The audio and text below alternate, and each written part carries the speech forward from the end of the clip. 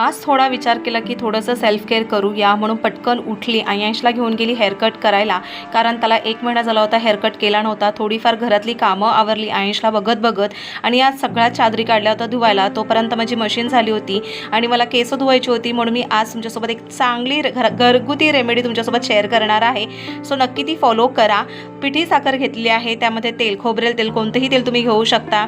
त्या पिठी साखरेपर्यंत असं विरघळेल एवढं घ्यायचं. त्याच्यानंतर मी एक छोटं पॅकेट शॅम्पू घेतले, त्याला मिक्स करून घ्यायचं आणि केसांना आतपर्यंत जाईल असं स्क्रब टाईप आपण थोडंसं घासायचं.